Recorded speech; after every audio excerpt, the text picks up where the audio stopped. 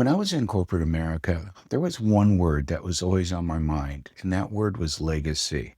It was really important for me to leave a legacy, and a legacy about my leadership, about my managerial skills, about my team building skills.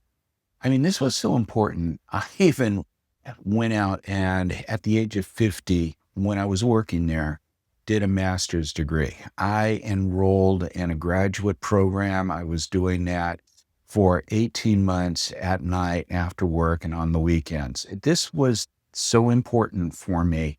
I wanted to leave that legacy. And I would often go into these bookstores and I would be roaming the aisles and looking at the management books and the leadership books out there. And I would always ask this question: what makes these authors experts in this field of leadership and management?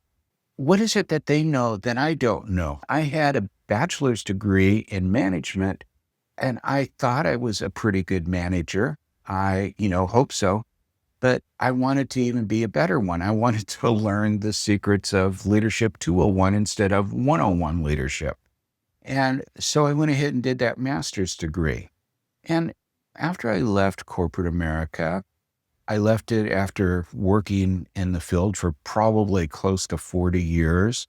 I took a part-time coaching business that I built in 2012, and I took it full-time in 2015.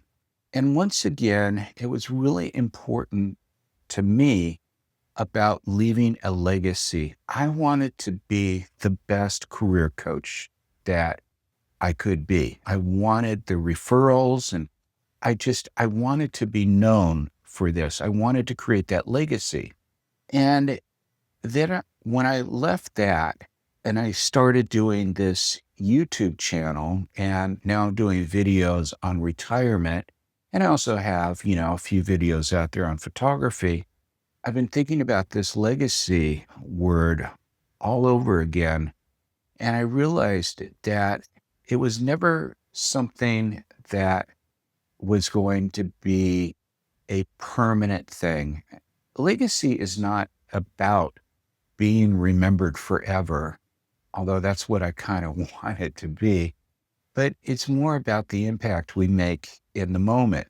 When I was managing and leading teams, I would help them grow and I would try to remove obstacles in their path and give them the skills. And that was what they needed at that moment.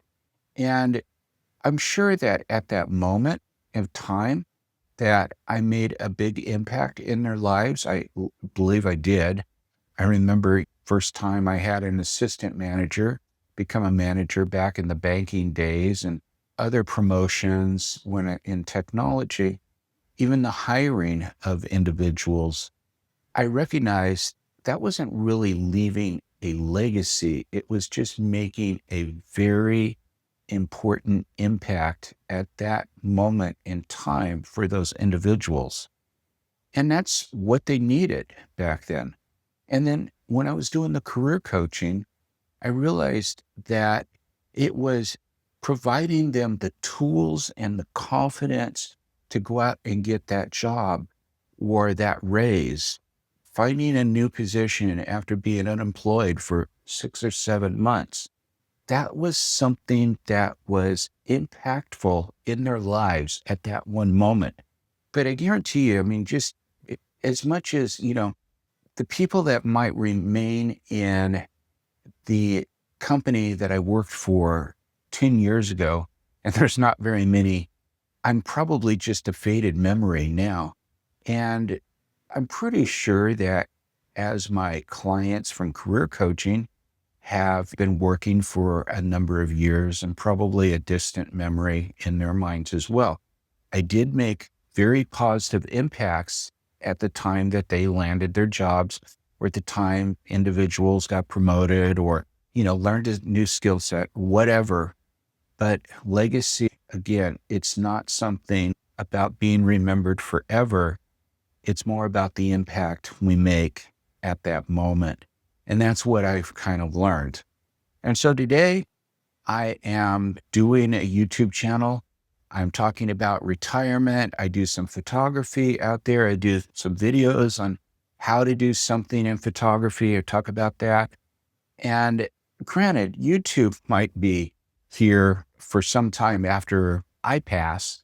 I hope that isn't happening anytime soon. But the thing is that it's not really going to make me be remembered as much as it's going to provide that impact at that moment of time for that individual who may be seeking the answer to some questions out there.